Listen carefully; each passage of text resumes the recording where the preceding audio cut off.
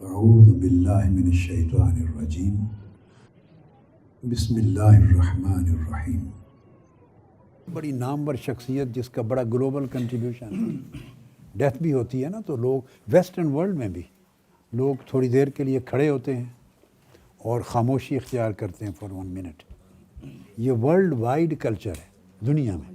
چاہیے میں ایک نقطہ سمجھا رہا ہوں، ہمارے پاکستان اور ہندوستان کے رہنے والے لوگ وہ ایک گھٹن کے ماحول میں پلے ہیں اور گھٹن کے ماحول میں رہتے ہیں، خواہ دین کا فہم ہو اور خواہ دیگر علوم ہو، سوائے ان لوگوں کے جن کو وسیع کائنات میں جانے آنے کا موقع ملتا ہے تو ان کو وسعت ملتی۔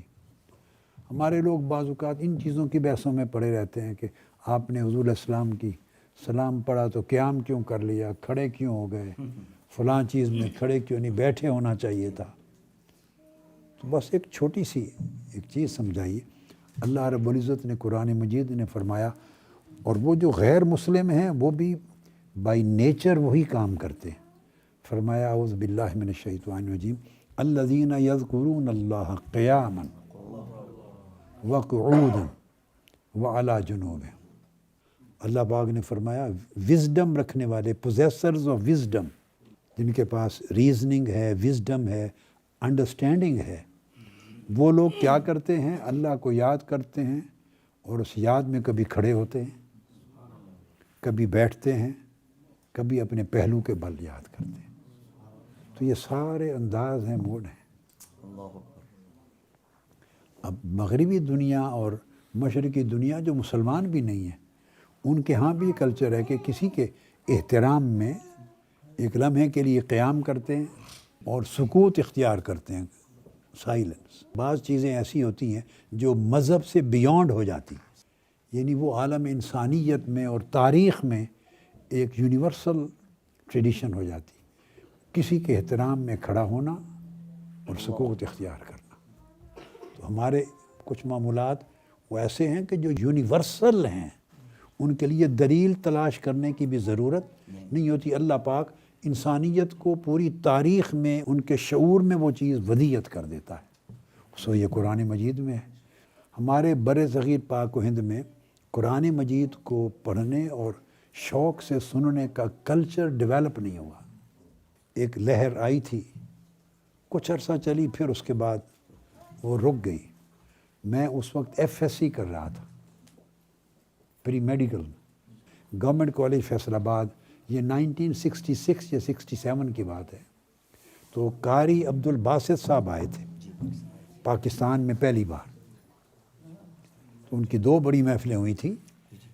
تو میں اسٹوڈنٹ تھا، تو میں اس محفل میں شریک تھا، میں نے سنا، واہ واہ واہ واہ۔ جب وہ پڑھتے تھے تو انسان گم ہو جاتا تھا، اس دنیا سے نکل جاتا تھا، جیسے مالائے اعلیٰ کے سمندروں میں تیر رہا ہے لہروں کے ساتھ، ایک عجب کیف ہوتا تھا۔ تو قرآن مجید کو خوبصورت پڑھے قواعد کے ساتھ، اور پھر قرآن مجید کا جو مضمون ہے، اس کے جو الحان ہیں، لحن، وہ بھی مضمون کے مطابق چل رہا ہو۔ جہاں مضمون میں جلال ہے وہاں رفع صوت، آواز اونچی جائے، جلال کی عکس نظر آئے۔ جہاں جمال ہے، خفض ہے، نیچے اترنا، آواز بھی نیچے اترے۔ کلام کے اندر یہ خوبصورتی ہے، قرآن مجید کی جو بلاغت ہے نا، اس کے اندر یہ خوبصورتی ہے۔ مثال دیتا ہوں، قرآن مجید میں سورہ الرحمن میں بہت سے مقامات، آپ کو صرف ایک چیز بتاتا ہوں۔ یہ جو فن ہے نا، مضمون کے معنی کے ساتھ صوت کا چلنا، آواز کا معنی کے ساتھ چلنا، یہ عجمی لوگ تو کر نہیں سکتے۔ پاکستان، انڈیا، بنگلہ دیش کے لوگ جو ہمارے قراء ہیں، وہ تو یہ کر نہیں سکتے، کیونکہ ان کو تو معنی معلوم ہی نہیں، عربی زبان سے واقف نہیں ہے، الا یہ کہ پڑھا ہو اور سیکھا ہو، سمجھا ہو۔ تو وہ ان کو نہیں پتہ جو پڑھ رہے ہیں اس کی معنویت کیا ہے۔ معنویت اور صوتیت کو ملانا، معنویت اور صوتیت میں توازن قائم کرنا۔ کبھی تساوی ہوتا ہے، بالکل عین برابر کرنا، کبھی بالکل عین برابر نہیں کرتی. یہ قرآن کے اسلوب ہیں. کبھی اس میں توازن ہوتا ہے، کبھی اس میں توافق ہوتا ہے. یہ الگ الگ الگ انداز ہیں. تو میں ایک مقام کی جو مثال دے رہا ہوں وہ یہ کہ قرآن مجید میں سورہ رحمان میں جنت کے ایک باغ کا ذکر ہے، اور ذکر ہے اس میں 2 چشمے ہوں گے. 2 چشمے ہوں گے. انہی 2 چشموں میں چند آیتوں کے فاصلے سے تو ایک جگہ بیان کیا ہے ان چشموں کے پھوٹنے کا ذکر. چشموں کے کہ وہ جنت کی زمین سے پھوٹیں گے. چند آیتوں کے بعد انہی چشموں کا ذکر کیا کہ وہ چشمے بہہ رہے ہوں گے، ان کا پانی بہتا جا رہا ہوگا. چشمے بھی وہی ہیں، باغ بھی وہی ایک ہے، مضمون بھی ایک ہے. ایک جگہ ان کا پھوٹنا بیان ہوا ہے، دوسری جگہ ان کا بہنا. اب جہاں پھوٹنا بیان ہوا ہے وہاں بیان کیا ہے عینان نضاختان، کہ جہاں چشمے پھوٹنے کا ذکر ہے، یہاں 2 چشمے پھوٹیں گے. تو جہاں پھوٹنا ہے وہاں لفظ استعمال کی اللہ پاک نے عینان نضاختان، دوات پر شد لگائی ہے. جب شد لگتی ہے تو اس کے اندر ایک تشدید آتی ہے تو قوت پیدا ہوتی ہے. نضاختان یعنی گویا زمین بند ہے، چشمے زمین کو پھاڑ کر نکل رہے ہیں. نضاختان شد یعنی شدت کے ساتھ زور لگا کر پھاڑ کر نکل رہے ہیں. ان کو فرمایا نضاختان. آگے چل کے وہ چشمے بہہ رہے ہیں، پانی بہتا جا رہا ہے دریا کی طرح، بہاؤ ہے. اس میں فرمایا عینان تجریان، تشدید نہیں لگائی، تجریان. جیم پر جزم میں سکون ہوتا ہے. جیم پر جزم اور جزم میں سکون ہوتا ہے.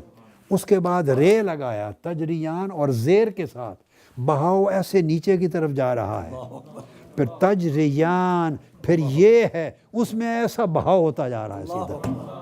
تو جہاں چشموں کا پھوٹنا تھا فرمایا عینان نضاختان.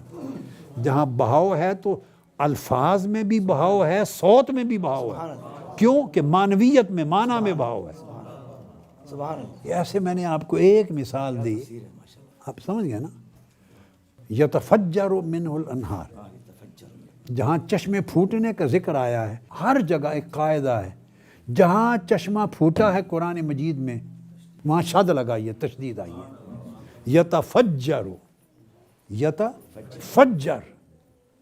شد لگائی، انفجار. صیغہ انفعال کا انفاجرہ نہیں کہا، انفاجرہ یا ینفاجرو نہیں کہا. اس کا معنی بھی وہی بنتا پھوٹنا، مگر اگر کہا ہے ینفاجرو تو اس میں شدت ختم ہو جاتی ہے. کسی چیز کو پھاڑ کر نکلنے کا معنی نہیں رہتا.